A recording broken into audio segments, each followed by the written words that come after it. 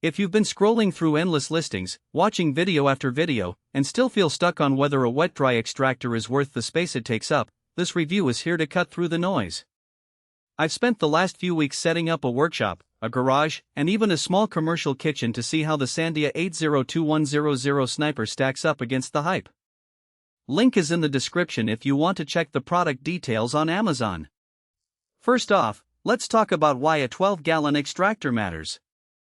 Most hobbyists start with a handheld shop vac and quickly run into three problems: the tank fills up too fast, the motor overheats when you try to pull both water and debris, and you end up dragging a clunky unit around because it's not built for mobility.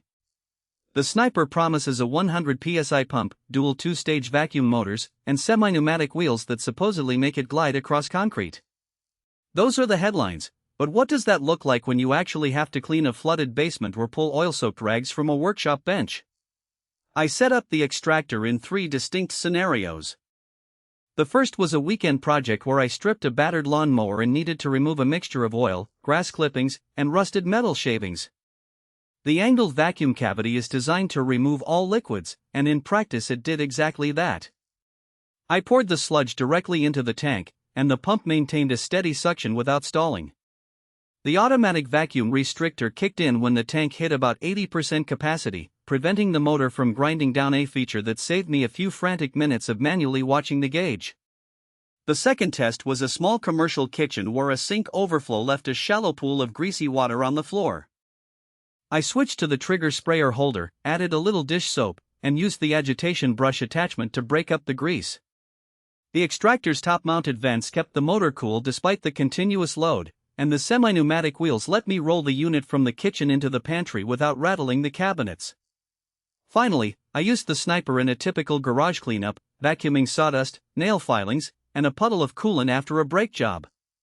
The dual motors handled the mixed load with confidence, and the 12-gallon capacity gave me enough breathing room to finish without emptying the tank every 10 minutes.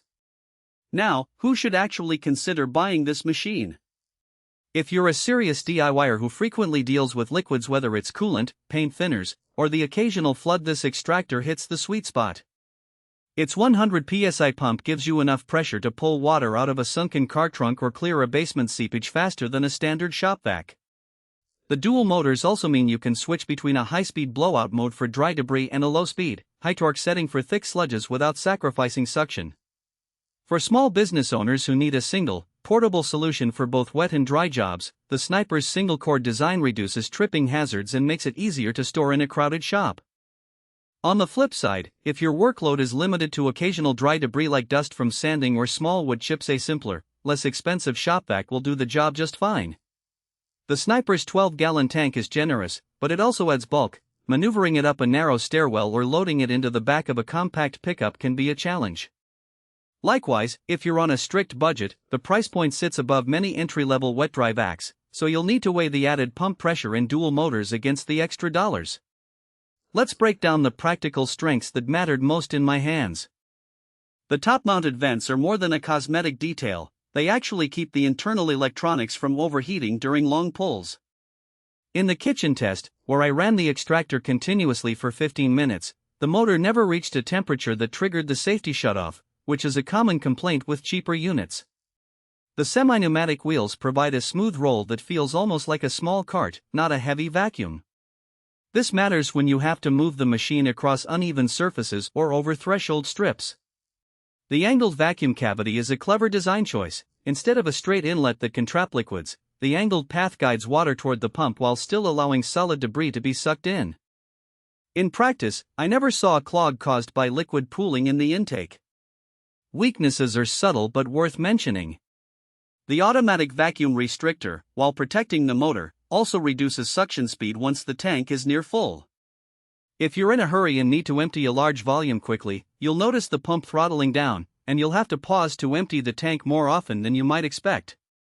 The trigger sprayer holders are handy for adding chemicals, but the hose length is a bit short for reaching around a large workbench without repositioning the unit. Finally, the single-cord power draw means you need a dedicated 120V outlet nearby. The unit doesn't have a battery backup, so it's not ideal for outdoor